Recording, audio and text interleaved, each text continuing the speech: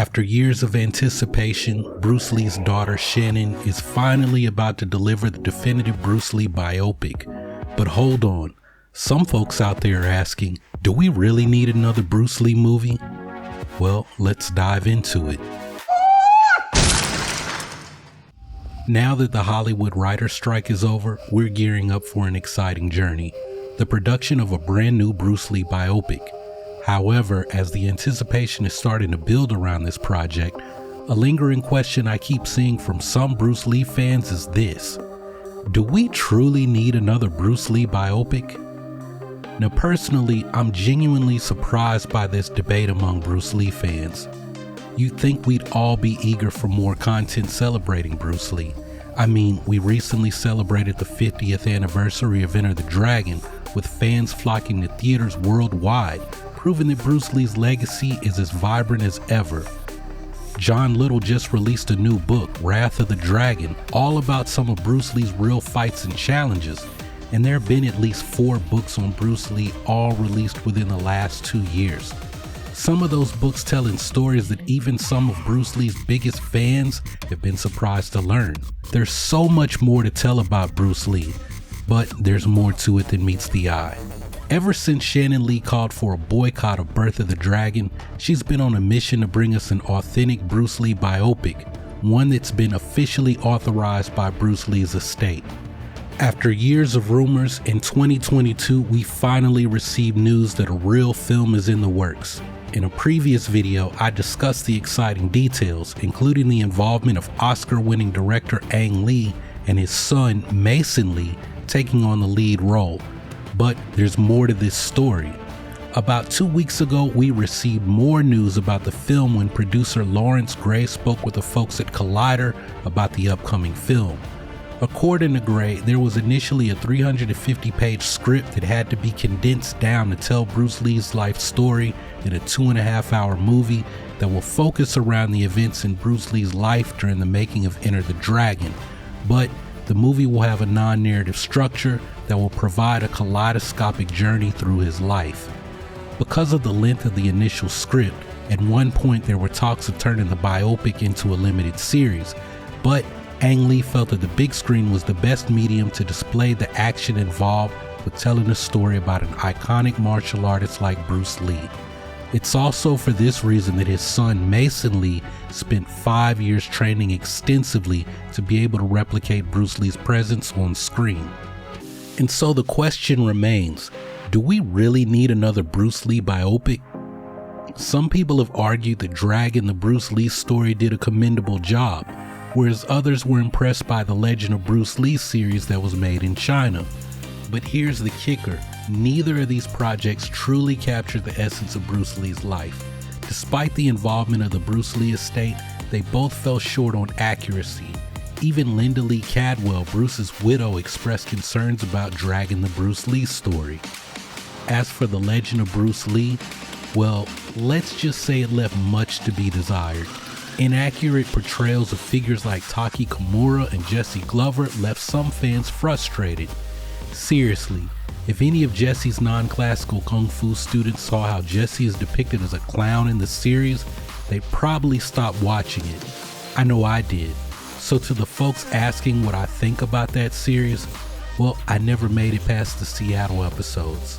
Anyway, getting back to Bruce Lee, I mean, it's a pretty simple story, right? The typical Bruce Lee biopic formula simplifies his journey. Bruce Lee gets in a fight as a kid that he loses. He goes to study with Yip Man and becomes really good to the point that he's getting in fights all over Hong Kong. So then he gets shipped off to the US where he was born. He goes to Seattle and starts teaching Kung Fu until he moves to California, where he gets cast as Kato in the Green Hornet. After the Green Hornet, well, he gets screwed over by the studios who steal his idea for Kung Fu, so he goes back to Hong Kong and becomes a movie star, and then he dies.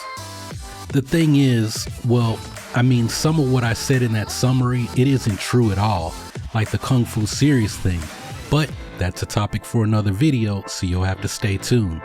The other thing is this, Bruce Lee from Seattle to the Green Hornet, that's like a 7-year gap. A lot of stuff happened during that time, and besides the Wong Jack Man fight, the other stuff that happens during that period hasn't been told in a film. For example, dragging the Bruce Lee story took creative liberties, weaving in a family curse narrative, and it's unfortunate that the most accurate biopic so far, Bruce Lee, the Man in the Myth, it starred a Bruceploitation actor, Bruce Lee, but it focused mainly on fights. Now, here's why this movie will be the game changer. This upcoming biopic is authorized by Bruce Lee's estate, promising a version aligned with their vision. We'll see Bruce Lee as a martial artist, the founder of Jeet Kune Do, the philosopher, and the man who chose to use the film industry as the best way of putting his ideas out into the world, as opposed to building some massive martial arts organization like he originally considered when he was living in Seattle. Now, will this spread even more myths about Bruce Lee? Well, there are already myths perpetuated by some Bruce Lee fans. And then there's also the family's perspective. And look, y'all, they control his image and his narrative.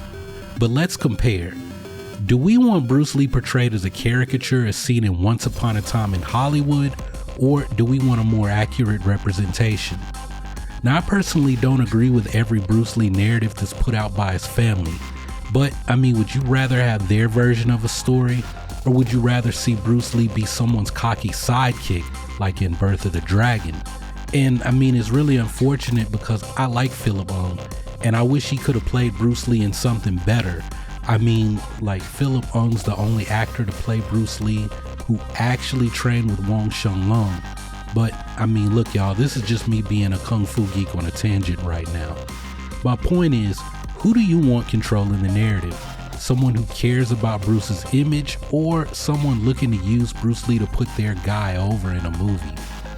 There's also the depiction of Bruce's friends and family to also consider. Some of the recent Chinese depictions, like the Ip Man movies and the Legend of Bruce Lee series, they glorify Bruce Lee, but they completely undermine his American students. This biopic offers a chance to set the record straight and celebrate Bruce Lee, his friends, and his students in a positive light. But I get it, y'all. There are concerns. Shannon's involvement has raised questions about how she portrays her father's legacy.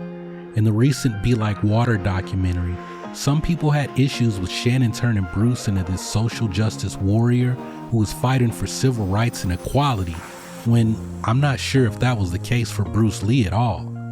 And unfortunately, I can't guarantee the film's direction, but we can hope for an authentic portrayal of Bruce Lee. And as for nepotism, Mason Lee's casting does raise eyebrows, but you have to consider that a lot of nepotism goes on in Hollywood already. Certain directors prefer to work with a certain group of actors. In the stunt community, the easiest way to get a job is often through stunt crews you've already worked with previously. Just because Mason's father has directed the film doesn't exactly mean it's a clear sign of nepotism. Other people involved also had to sign off on Mason being attached to this project. Lawrence Gray stated that there was a global search for the role, and Mason emerged as the best choice. And it's intriguing how Mason's journey into this film aligns with our expectations. Now, something you guys probably don't know is this. Back in 2017, when Shannon first started making promises that she was going to deliver an accurate depiction of Bruce Lee on the screen, she was actually telling the truth. I recently came across an article back from 2017 that stated that the Bruce Lee estate was working on developing a film called Little Dragon, and that was taken from Bruce's stage name, Xiu Long, which means Little Dragon. There'd been a director named, and the film was going to be about Bruce Lee in the 1950s. Now, the first place that I read that Mason Lee had been training for several years to portray Bruce Lee on the big screen was in a Taiwanese article from last year. And how do we know that Mason Lee wasn't originally cast to play a teenage Bruce Lee in this earlier film, Little Dragon? It would also mean that he could have been attached to the project before his father became the director, because Ang Lee was not the director named for that earlier project.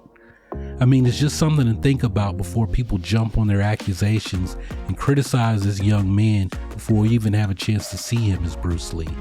So as we eagerly anticipate the project's development, hey y'all, stay tuned to this channel for more updates.